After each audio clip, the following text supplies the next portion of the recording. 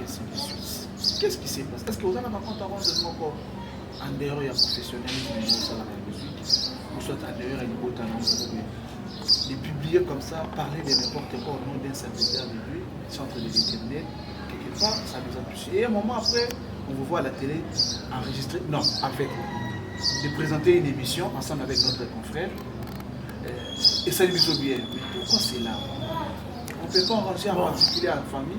Non, mais arranger à la famille, moi je ne connais pas la personne qui avait publié. Donc, source de provenance. Source de provenance, n'a pas dit, mais il faut informer dans moi. Toutefois, la Bible, ça y est, on a information à yo. La Bible dit tout ce qui nous arrive, les amis pour la bénédiction. Le malheur atteint le juste et l'Éternel la délivre.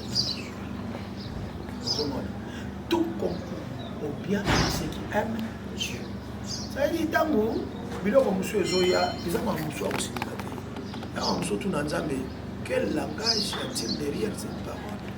Le message oyo bato bamemi Dieu tu veux m'enseigner quoi? eloko nini okoyebisanga na nsima ya message oyo songi kozala na contexte songi eza nango juste kaka koloba makambo ya verité oyo bato baokoma biloko bato baoloba tuba yolobi yango tu oyo nayebi papa Léon Lembalé double brassard en tout cas et que je félicite beaucoup, je l'aime trop. J'ai son numéro dans mon téléphone, c'est un bon papa qui nous apprécie au milieu du village. Vraiment, la a tendance mon côté, il parle très bien, il n'a pas de crainte, il y a qui est la vérité. Donc, télévision, parce que quand on a dit, on a solo. Alors, songi est dans mon mais aussi dans mon bien. Ce qui est ça que pour nous ça ya malamu et aux autres déplorant sur internet des juste basango ya mabe. Ça veut dire quelqu'un que tu n'as pas consulté, l'information que tu n'as pas. Donc tu n'as pas la vérité de l'information, mais tu te permets ya kotia ngo na internet pour couper sango et pas na bato. Ozo ebate que quand tu le fais, ozo léser mutu oyo ozo pesa information. Et troisièmement, ils ont une fausseté. Ils ont mingi, bakosi kaka pour basala ba vie, ba bois qui a mon information. Pour ba kota ba so ba vie na bango ba buzz ba li amu. Oso azo ke ne mo pola ke do yiba. Mais mon kwa koti kuna na bible toi ke do te. Donc ça y est ça mutu na mutu azo utiliser ngo ndenge azo monela. Mais ya malamu eza internet sur libiso pour être information à Yesu surtout et pour nzamba kanga bino baloba ke na yoka kite na téléphone na yo prédication eza. Papa, est-ce que quand vous avez internet, c'est toi, vous prenez ça dans le contexte parce qu'internet et elle peut se lire c'est un concept. Mais yo ta besoin on a pas volé na yo. On préfère internet, on préfère ya monter ou comment vie sociale et professionnelle. Internet est bien et même une innovation.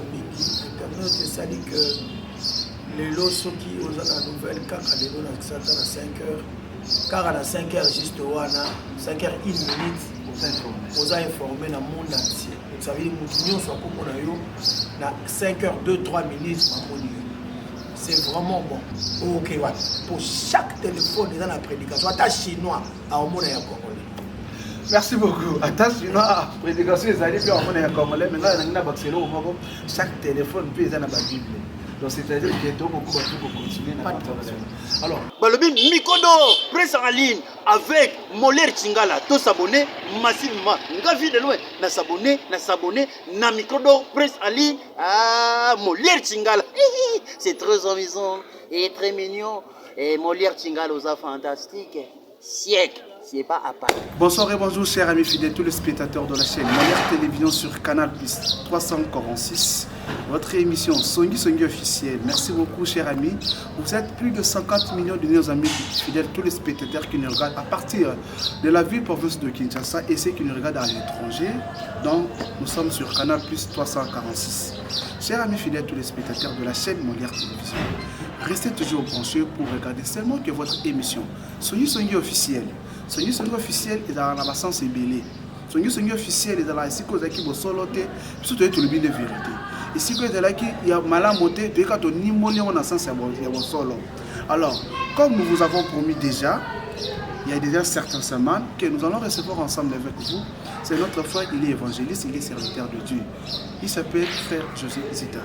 Mais pour bel et bien débuter cette émission en qualité, nous allons d'abord retourner du côté de la régie et rejoindre nos amis du côté de la régie. Merci beaucoup à la réalisation de notre émission, qui est aussi la vôtre, Harmonie Moafi. Notre camérawoman, c'est avec elle qu'on descend chaque fois sur le terrain. C'est juste pour sensibiliser les informations sur le terrain et on se retrouve juste après pour la continuité de notre émission qui est aussi la vôtre. C'est parti, Harmonie Moafi. Balobi Mikodo, presse en ligne avec Moller Chingala. Tous s'abonner massivement. Nga vie de loin. Na s'abonner, na Mikodo, presse en ligne. Ah, Moller Chingala. C'est très amusant et très mignon. Et Moller Chingala aux fantastique. Siècle, c'est pas appareil. Merci beaucoup, vous avez bel et bien regardé notre Radio 30 qui est aussi la vôtre. Merci beaucoup, vous avez aimé, je ne suis pas maudit. Ça montre que nous allons recevoir ensemble avec vous un serviteur dédié. Il est aussi évangéliste, l'artiste musicien chrétien qui fait la vérité de la musique congolaise ici et à l'étranger. Mes chers amis fidèles, tous les spectateurs de la chaîne Molière Télévision, après avoir regardé notre émission sur Molière Télévision, Canal Plus 346, Songi officiel, vous allez directement sur YouTube. Vous tapez sur YouTube Mikodo Presse en ligne.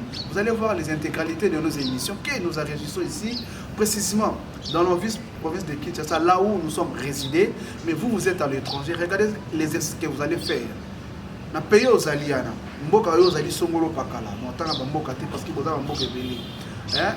les Congolais à l'étranger. Pour calculer le nombre de superficies, il y a Mboka Obino Bozali pour sensibiliser la moitié. Ici, on va s'abonner à Mikodo Presse en ligne. Après, sur YouTube toujours. Pour s'abonner pour mon actualité. Voilà, merci beaucoup. Nous allons directement faire l'entrée de notre invité.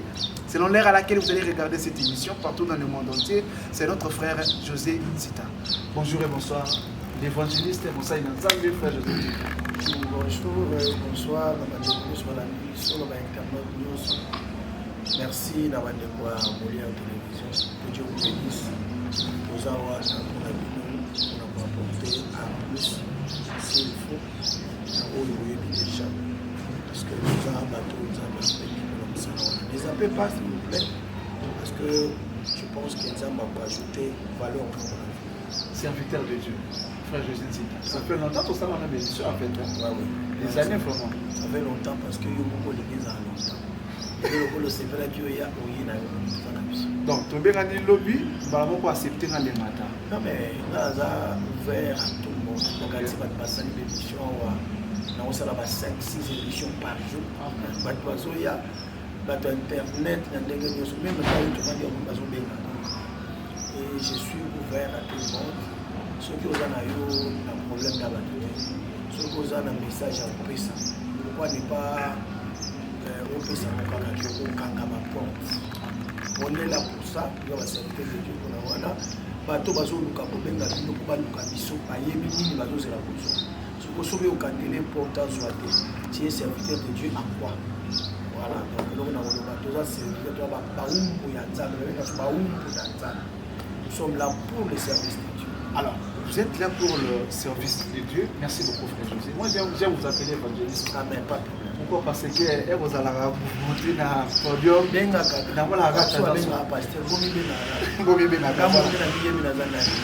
Voilà, merci beaucoup. Papa, est-ce que quand vous avez Internet, c'est toi, vous prenez ça dans le contexte? Parce qu'Internet, on peut se limiter, mais il y a des gens qui ont volé. On préfère Internet, on préfère monter ou comment? Vie à vie sociale et professionnelle. Internet est bien. Et même si on a une innovation, Internet c'est dit que les lots qui ont la nouvelle, car les lots à 5 heures, car à 5 heures juste 5 heures 1 minute, on a informé dans le monde entier. Ça veut dire que nous sommes à 5 heures 2-3 minutes. C'est vraiment bon. Ce que ça que pour nous ça là, il y a malade. Et aux autres déplorants sur Internet, c'est juste Basango Yamabé. Ça veut dire quelqu'un que tu n'as pas consulté, l'information que tu n'as pas.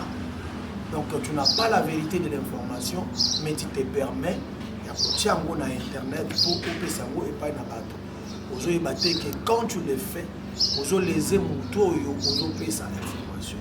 Et troisièmement, ils ont la fausseté, ils ont mis aussi quatre pour passer la vie, pour voir qu'il y a mon information, pour voir sur la vie, la buzz, voilà ce que je déplore à l'Internet. Mais à l'Internet, vraiment en tout cas, ils ont malin pour permettre même l'évangile et qu'il est à travers le monde. Le pasteur Mingi n'a qu'à confirmer l'église de Zaki Okaka. Mais grâce à l'Internet, voilà malin pour l'Internet. Donc Internet, ils ont le avion. Ils ont un avion alors qu'il est Paris, pas qu'il est beau. Bonsoir, je suis ceux qui Londres, pas que les capons à Kinduma. Bonsoir, je suis les beaux, pas que nous y va. Mais mon quoi, pour tu connais la Bible, toi que nous t'es. Donc ça y est, ça, Moutona Moutazo utilise mon dengue à Zomonela. Mais il y a mal là, moi, ça, Internet sur l'émission pour être information à Yesu, surtout. Et bah, pour nous, ça va quand Mabino.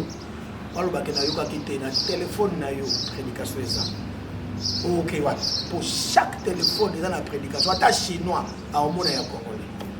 Merci beaucoup. Attache chinois à prédication, ils allaient faire Omona et à Congolais. Mais là, il y a un chaque téléphone, il y a la Bible. Donc, c'est-à-dire qu'il y a beaucoup de continuer. Alors, conseil dans ça. Lorsque vous écoutez encore une fois des points de vie négativité, ça ne correspond pas à ce que vous avez fait. Fille à Koyoka Beko, on a un an, c'est ça. Sous recommandation à papa, après ça sur l'émission. Mais pour ça, là, vous devez aller prendre les informations sources. Mais ce que c'est juste la vérité. Et on dit tout ça là, c'est qu'on appelle Sony. Tant que tu d'abord Sony, cause on a un contexte. Non, Sony, c'est la mode juste pour la vérité ou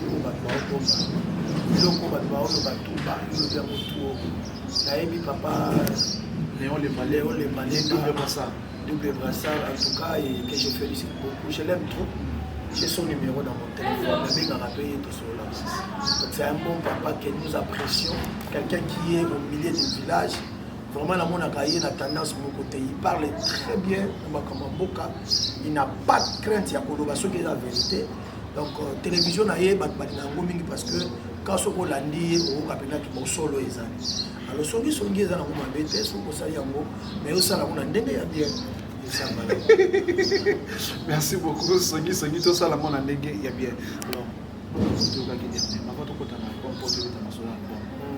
notre frère José depuis et ainsi de suite. Qu'est-ce qui s'est passé? Est-ce que vous avez un compte à rendre en dehors il y a professionnalisme et ou soit en dehors il y a talent? De publier comme ça, parler de n'importe quoi au nom d'un serviteur de lui, centre de l'éternel, quelque part, ça nous a touché. Et un moment après, on vous voit à la télé enregistrer, non, en fait, de présenter une émission ensemble avec notre confrère. Et ça nous fait bien. Mais pourquoi c'est là? On ne peut pas arranger en particulier à la famille? Non, mais arranger à la famille, moi je ne connais pas la personne qui avait publié. Donc, source de provenance. Source de provenance, n'a pas dit. Mais il faut informer moi. Toutefois, la Bible, ça y est, pour l'information, la Bible dit tout ce qui nous arrive, les amis pour la bénédiction. Le malheur atteint le juste et l'Éternel la délivre. Tout concourt au bien de ceux qui aiment Dieu. Ça veut dire, dans vous, monsieur Zoya, ils ont un monsieur aussi. Quel langage y a-t-il derrière cette parole? Le message au Mamemi, Dieu, tu veux m'enseigner quoi? Et là, on est au message pour l'os di kakaka. Au bandina, qu'est-ce que tu veux me dire, Nasimaya? Message pour. Et Dieu qui est le Dieu vivant, a offert misoyeba, n'a qu'un message pour yo, tali kabinalo. Et ceux qui comprennent le langage en Zambie, n'a qu'un message. Bien que le col à Momoto, ça l'a dit moi passe. Quand tu as osé la bombe, il va te baouler là. Tu as roulé la paysanne. Ça fait très mal. Osé la bombe, il va te la Facebook, tu as check photo là. Tu as commis que ton âme réponse en paix. Et puis, a dit artiste, Donc yo zo talande ba ko onga tonga. Donc ça fait mal.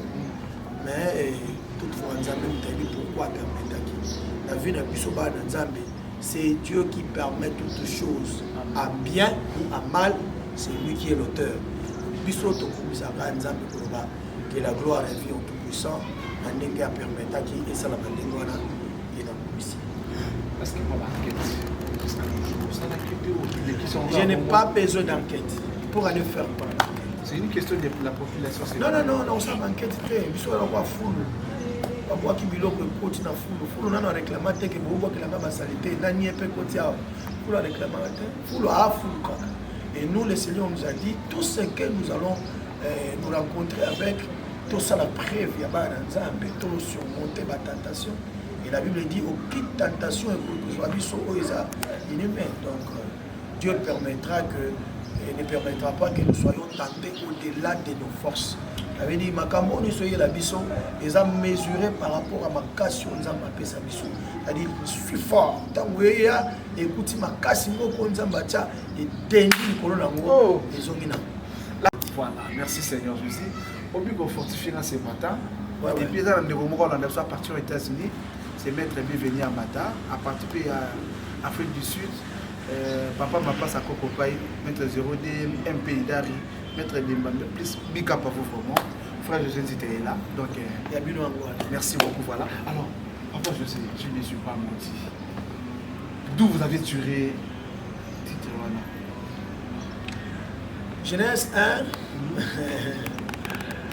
Le mieux commencement, il y a Genèse 26.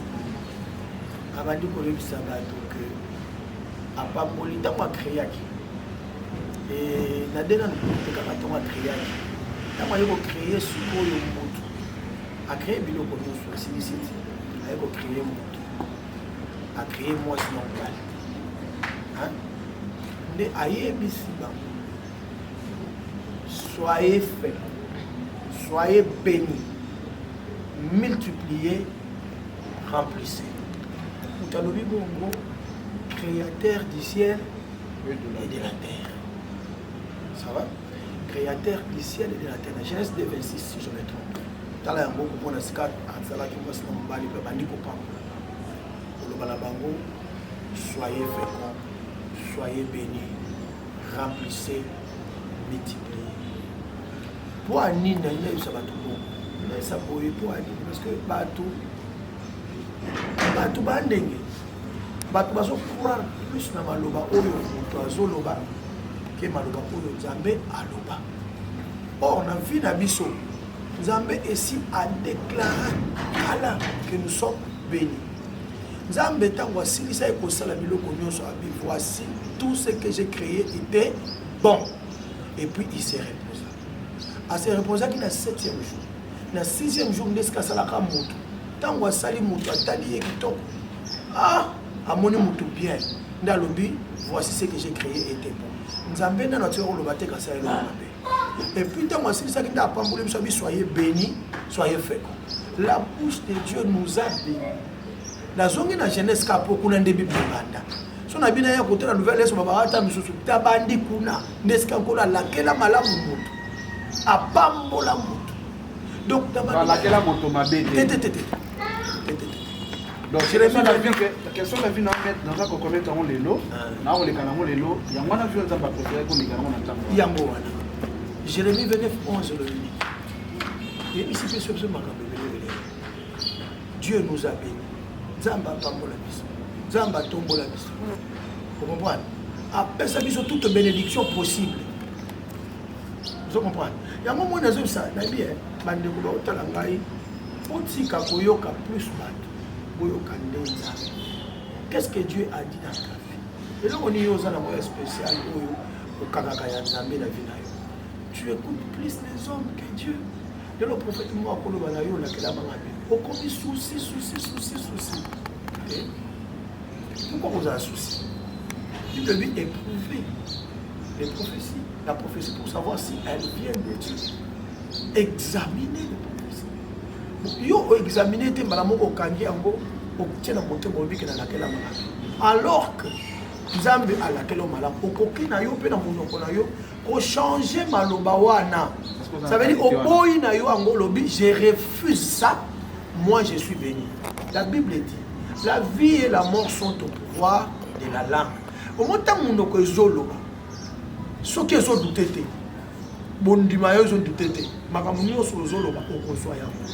Voilà pourquoi nazo otaki na bi non culte na biso lelo na Kinshasa plus bato balingi kolever satana mingi bazotombola satana na bavie ya bato bozamoni bozalaki na mabe bakomba ekoma ata esika komba eza te komba eza c'est vrai combat spirituel eza réel mais niveau ekoma obakisela bana na nzambe mosusu bakomi operdre na bapedani on dirait ekulusu ya yesu esala eloko te. Oh, la croix de Jésus, la croix de Jésus, il a livré le diable à un spectacle. Nzambe a longola qui la malédiction. Le châtiment qui nous donne la paix est tombé sur lui. Comment dit-ce qu'on a longola qui dit son yango dans Isaïe 43 au comment la Nzambe a pesi la loi. Ça veut dire quoi? Nzambe ya lola alimisa biso asuka biso. Pour être bisognon surtout pour comprendre qui est Dieu et surtout comprendre Jésus à Zadan la vie de biso to ko bimali susu ni bandate to ko kwa susu na maloba ya bato pa papa bate ni ya manoko ni ya batata mwasi oh ba populanga makolo oh basala bo populo makolo oui bien sûr mais qu'est-ce que Dieu a dit? Bible dit singa malédiction yo sans cause et ça nul et sans effet ce que yebi likam répands-toi. Mais si vous avez abandonne-toi entre les mains de Dieu. Abou Pia. Voilà. Merci beaucoup l'évangéliste Abou Pia. Esaïe 53. Esaïe 43. Voilà, merci beaucoup. Harmonie va nous aider à déplacer le verset. Esaïe 53. Alors, je fais une remarque selon moi. Il y a des fois quand vous faites sortir, en fait c'est déjà la sortie de l'album ou bien c'est la promotion? Mais sortie l'album déjà, moi je n'étais pas confinement mais les lots au loba boye. Bah tu vas en passer dans ma peau. Non, jusqu'à nos jours dans la passer parce que tant que tu n'as cédé na Chine et Kangami kuna. Confirmé quand il va céder et on attend avion. C'est une question là faisons après sortie officielle. Bien sûr. C'est même donc une question là pourquoi là dans ça la remarque ni. Dans ça la remarque quand tu fais sortir album non sur les terrains même si quand on fait la promotion aux Arabes vraiment trop, comment on appelle ça? Aux Arabes a suivi Nango Yamakasi. Mais une remarque que j'ai vue, c'est moi, dès que mon parti s'en va. Au salaire l'ipeda, promotion madame. Au senti pédé que n'est pas jeté. Et bête à mes yokani. Mais n'est pas ça la péda. Au côté na péda quand la télé est moi. N'est pas ça comme ça. Et ça a mis bon pour baser la basse de Nanda. Promotion kaka uniquement ya TV. Non, promotion à TV, faut que ta dimension. Tant que tu as qui nous la promotion, tu as qui na 18 chaînes à télévision. Ah, que voilà. Mais là, tu as plus de 500 chaînes à télé. Il y a combien de besoin pour appeler ça chaîne Union sur Batia Banzeka. Un petit message pour nos régisseurs. Bobetaka Yusundu, Bobetaka serment étrangère. Après ça, nous combien pour Bobete? Est-ce que frère Jésus était là? Voilà, ça c'est un message que vous lancez. J'adresse un message à nos régisseurs. Voilà. C'est-à-dire, un Robert à Céline Dion. En tout cas, là, il a son bon moteur. Mais notre frère Azali, maman Laure Bazali. Dans mon souper, son liapé. Mais ballon de liété, mais au Kanganga. Je ne suis pas maudit. Alors, regardons d'abord ça et puis on se touche juste après pour la continuité. Parce qu'on chute déjà. Merci, c'est ça? Ok, c'est bon.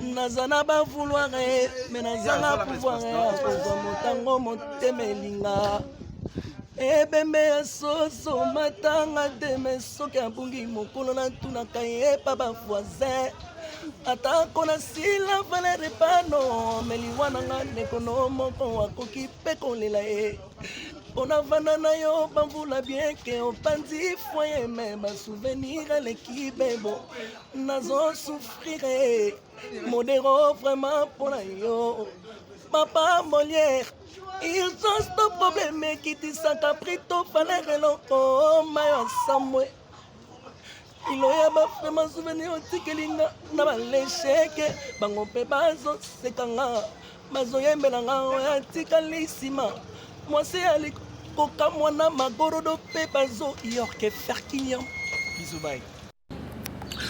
Voilà, merci beaucoup. Vous avez regardé, je ne suis pas maudit, Merci beaucoup, vraiment. Plein succès à mes parents. Mon père que j'aime beaucoup, papa Edith Chingala, Boniface, et à ma maman Gillienne que j'aime beaucoup. Et à ma femme, mon épouse Dorcas Mukoka. Merci beaucoup, big up à vous vraiment. Et tous nos enfants, parce que c'est grâce à Nzamene à Moutoza Nabana. Et l'autre, on a un frère qui fait des pistes. Des années à des années. C'est un père, hein. OptiV, Horizon 33, RTDV. Et aujourd'hui, mon RTDV au Canal Plus. Merci beaucoup. Alors, papa, surtout sur ton manuel, moi, mon père. Quand on a pandémie, Covid-19, moi, on a dit serviteur de Dieu. Ah ouais. Vu ces confinements, ces 3 mois, tout, nous sommes quittés. Vous, les artistes, dans l'année, frère, Franck Moula, Jabi, vous vivez qu'il y a une production. Tout ça, c'est un langage politique, bien sûr, mais quelque part aussi, non. Il était franc. Il était franc. Ce qu'on a dit, c'est que non. Tu as le Covid et après tu as la production. Covid, selon Zambé, et selon Nzambe, averti à Maloba Nzambe, parce que c'est déjà prévu. Sur le temps de Matthieu 24, Dieu a beaucoup parlé du temps de la fin.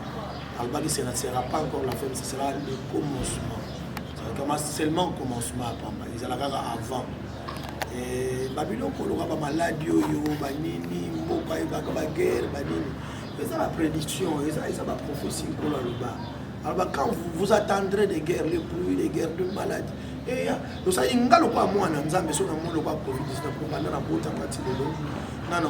pandémie, il faut que nous soyons c'est vrai. Et pénaliser nous surtout. Bill Gates a même pas sur la pandémie et aux États-Unis. Donc je comprends que Zambé a Souka. Et à partir de là, on a compris que le président va recommander prier le Seigneur. Non. Place, il y a Jésus Christ au Pena et Vandaki. Et moi, j'étais très content pour moi. C'est qu'ils reconnaissent que Bakoki est le côté de Moutako, Kangonioso, et Zaraïs. Voilà, ça fait du bien. Koyo que l'on demande à Jésus, la vie a valeur, même la mise en parano, mais ils vont reconnaître Jésus. Nathalie en Italie, comment les gens se sont prosternés dans la Bible. Alors que nous avons fait la Bible, dans la confusion. Et Kimi, et les chrétiens, pour te dire que la pandémie, ils ont un langage beaucoup de sala. Ils ont un bâtiment c'est vrai. Bien que le diable a posé la question, oui, pandémie, il y a un autre cas, il y a un bâtiment français, il y a un chinois, il y a un Bible, arrivera-t-il le malheur dans le pays sans que Dieu en soit l'auteur? Parce que moi, Nzambe a permis d'aka. Ce que nous va permettre d'ailleurs, et oui, attendez, vous vendez qui vous concevoir encore tout ça l'amour. Dieu a permis de conception. Ce que Dieu a permis de tomber. Ce que mais il a permis de payer contre la moquille. Il sait pourquoi il a permis. Ils ont un bâton Zamba déballé, ils ont un bâton Zamba botika. Na yemba qui na lobby, pandémie au école a bâton sauté. Bané la kaba okufaté na maladie. Ba on nyos ba na trace na Nzambe ba okufaté. Ba on nyos Nzamba za na programme na bango ba okufaté parce que ba na programme ya Nzambe. Donc voilà, et là on a eu ça bande ko ba otala nga kofinga ko ona ngante. Le ba na Nzambe merci. Nzambe est-ce que koka ngangote? Et vous ménite. Voilà ce que tu peux dire. Au sein de Nzambe pardon Seigneur, le rôle est possible colosso ko lingo. Ola ko chaka souffler. Parce qu'il mutaza yem ta détenir donc yende kaka. Et puis deuxièmement, élément très important dans le sabbat congolais, nous là, le Seigneur nous aime. Tala nini bomi bato na Italie. Dis-toi so yekota ki boyo kwa na Italie. Mais tu vas faut 1 million par jour. Mais tala lobo kwa Nzambe, oyi bato ba épargner pena pour Nzambe. Lobo kwa Nzambe likola mboka oyo tata. Tala ndenge to tuta na bana mama sina na bakinga saki. Nzambe. Je suis où est-il? Lelo bato ba croire na nguya Nzambe te ezopesa nga pasi ba député na respectaka bango ba ndeko ba bato ba parlement bazo voter loi que ba fungola nanu baba obi bosa mabe ata kutu bare kufunga maka pona yebi ke bomela la bino. Il faut reconnaître d'abord la grâce que le Seigneur nous a faite. Tokufi mingite tokufi mukie Bien que va couvrir, ça passe, mais tu couvres quand même. Mais vous aussi, les artistes musiciens chrétiens, qu'est-ce que vous avez organisé pour ces pandémies? Moi, j'ai écrit une chanson. Vous avez écrit toi-même individuel? Non. Pourquoi tu pensé dans l'ensemble? Moi, j'étais malade, ma frère Patrice, le président Patrice, je cite le nom, mon président que j'aime beaucoup. À Salaki Ango, Babengaki Batma, Yembaki Ango, mais là, il fallait pas financer Nzemboana. Comment vous manquez l'argent pour financer? Non. N'attends pas Covid, tout le monde n'avait rien. Oui, bien sûr. Tous les gens qui voilà. Transport pour le studio exact. Tu souffrir. Vraiment. Donc, ça, production, il faut lier à la musique. Mais quand on tombe, il y a un côté de et au côté de il faut qu'on ait peut-être pas moto, mon quoi l'ingayo, à la photo. Il y a $100. Tobic, il y a un autre Zambie à confinement. Amen. Zambo, vraiment, dans la côte à confinement, ça n'a pas préparé. Na uto na basede na Chine bongo c'est si confinement j'ai prié le Seigneur maintenant ce que Nzambe a mis mon na confinement si confiné aussi na lelo bazo déconfiné Nzamba mokonzi Nzambe aza mokonzi yango bandeko oleto bandana boki ola moki na tongo oke bandana boki et la sainteté je sais que notre président reconnaît les valeurs chrétiennes notre président c'est un chrétien. Notre président reconnaît Christ comme le roi de ce pays. Après sa ordre, prière, nous remercions le Seigneur et après,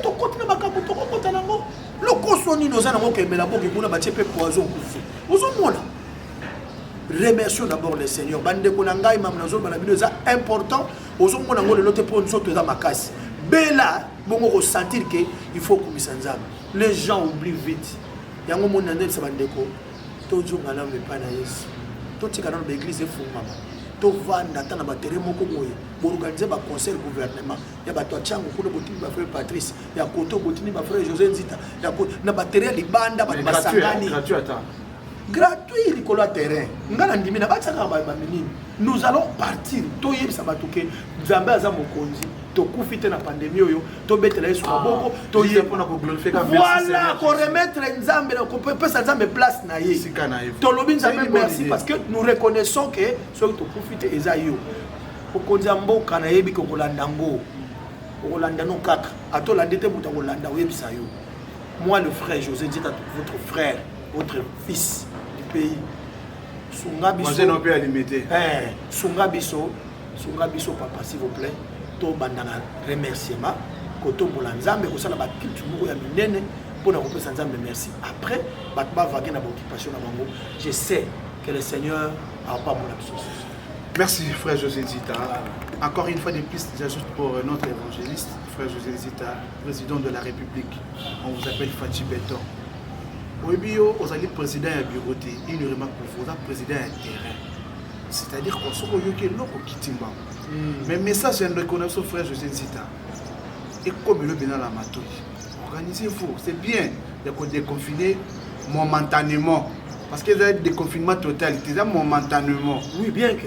Mais le feu, ça la continue. Oui, ma soeur, ça la momentanément, c'est préparer, rendez-vous. Voilà. C'est un bon. Voilà, merci beaucoup. Kimbuta Calamité, ça sera ouvert. Voilà, alors, le président de la République, Fachi Beton, s'il vous plaît, mon président, je vous aime beaucoup, vous savez, vous êtes président d'un terrain. Soit numéro dans ma pays à la Hawana, et à frère José, tous à table organisateur, il y a un spectacle Hawana. Ça la paie bien, c'est très important. Merci beaucoup, voilà.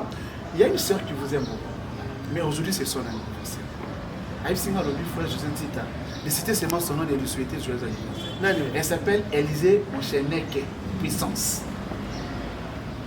Joyeux anniversaire, Élisée Mocheneke, puissance. Que du bonheur dans ta vie au nom de Jésus. Amen. Alandako Makasi. Amen. Donc, soit dans la voiture, on a habité à frère José. Maman Élisée, Bétara. Voilà, merci beaucoup. Nous arrivons pratiquement à la fin de notre entretien avec notre artiste musicien. C'est notre frère José Nzita, l'artiste musicien qui fait la vérité. Et si vous voyez ces beaux cadres, la qualité de l'image, qui est aussi la vôtre, c'est grâce à une dame qui est derrière la caméra. C'est une dame. Caméra, c'est Harmonie Mafia. Papa, question de curiosité. Autant que la caméra, autant la main soutée. Ça va? On serrait bien ceinture? awa ezali ofele makambutu actualité ofele makambutu ya kitoko ozoluka yango otala awa na micro d'or presse en ligne. C'est bien moi tanti linda olima te losako na yo balongolaka mwasi kaleso na mino te isongolo e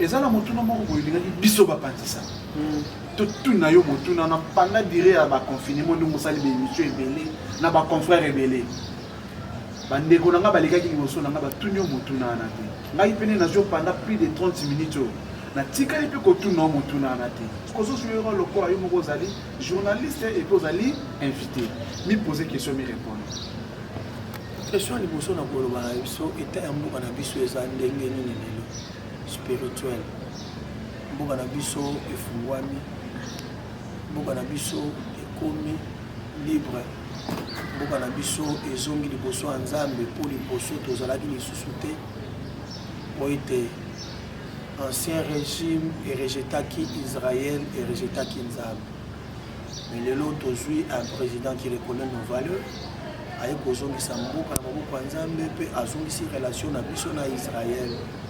Voilà. Et mutu nyonso oyo azalaka ami ya Israël aza ami ya nzambe parce que Israël eza mboka moko kaka ya nzambe soko lakeli yango mabe kolo lakeli mabe soko pamboli yango kolo pamboli ya miniti oyo kongo na biso ekomi intouchable soko mbeki biso spirituellement okuta na nzambe et nazondima que justice oyo etelemi na mboka ekendeki na mosuka parce que lelo poto lia bien il faut bato nyonso ya antivaleur balongwa so bato antivaleur baza lisusu antivaleur esili bamiyibi basili na mboka nde okomona lipa ya mboka etikali mpona bana mboka etokolia kitoko. Voilà ce que je voulais bato na ngambe batuni ngai te nayebisi nde bino boyebaki mboka oyo eza lisusu modi te chaque tongo na moki laquelle yango malamu lobaka malamu mpona bakonzi ya mboka na yo plus ozoloba plus ozobenda faveur ya nzambe na mboka na biso. Voilà ce que je veux dire. Voilà, merci beaucoup frère José Zita. Dernière question et après tu fais ce message phare. Dans la vidéo différentes, il y a ma chaîne différente. Frère José Zita a lui ceux qui va déconfiner. Et ça n'a pas église moussou tu collecte ma collecte qui bêta. Pourquoi voir à la majoana est-ce que vous passez bien? Non non non, j'assume parce que avant le confinement, dans les cas les gars dans l'église moussou. Et j'ai compris que ça n'a pas été belé par ça dans les moments avant que ça. Comment ça va? Comment ouais, na moi na nzambe. Expliquez-moi ça. La parole de Dieu est égale à elle-même. Bah, elle s'interprète dans un moment. Mais ça n'a pas été sous baillé dans quatre évangiles. Baillé était pour battre à bas dans nzambe. Et baillé pour battre ça va là-bas. Les amona kenda qui n'est pas beaucoup bah jusqu'à me parler de ça pour amona qui a un bon malade. Qui n'a pas eu ma soeur avec lui. Et puis les gens recommandent quand tu vois quelque chose dans la nature, pour ça la termine à dire ça y est, pour ça là qui service sur. Non mais pour mes amis. C'était au monde ma belle, la taille c'est ma problème mes amis. So na zolo ba boyeza pour na yebini ma zolo. Demandez na cadre moko tu toke na cadre souci. Je ne veux pas un jour dans la séduit dans ça et la satana. Pour là au kamama na boyo. Bandima bango koyeba liboso ya nzambe mpe basala na basaka notre Dieu tokokosaka bana nzambe koyete mikolo nyonso tokosaka bango na makambo ya pamba. Moi je peux pas so namoni balikuta ndenge wana je ne veux pas hypocrite. Non aza hypocrite bazokosa bato mingi zayeli moto atelemi boye bamiracle moko fonde ya lokuta oyo nga namoni keza lokuta nakoya te oyoyanga te also ozosala biloko ya ndenge wana finga molimo santo. Ça veut dire tu dis à Dieu, Dieu tu n'as pas la puissance. Or la puissance est yaka. Ce qui montre à Kangame le Manobanzambe et c'est un nombre de prières. Et Rili les titubiches. Lui besoin de savoir ce qu'il dépose à 450 prophètes de Baal. À démontrer que puissance. Ce qui besoin d'un Nzambe kasi pour benga moto. Moto yate, ya benga moto ekita. Et l'on dit ça là Élie Ndengwana. Élie s'était attaché à Dieu.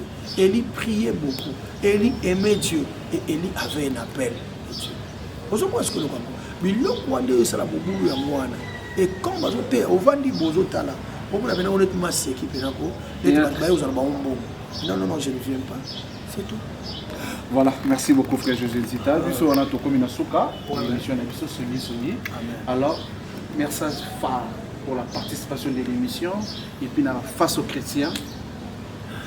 Face aux chrétiens, je vous dirais de beaucoup prier pour nous. Nous avons beaucoup de choses à faire avec le Seigneur. Mais oui, Bakango, tous les cibles, tous les colambos, plus les diables, Aloucha, Matouza, Oubeta Bisso, Massas. Et prière Nabino et Boussala Malambo pour Nzambé à Bomba Bisso, à protéger Bisso.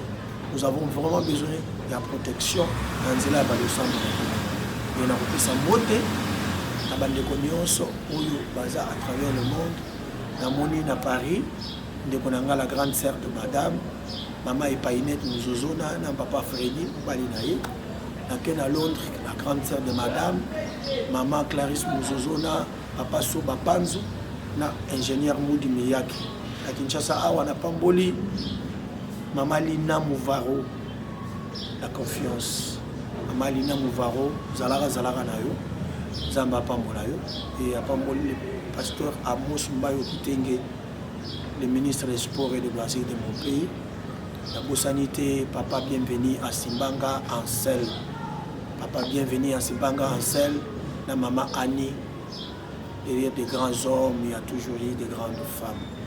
La Bossanité, pasteur Nangaï, pasteur Tidien Koulou, la maman Malachi.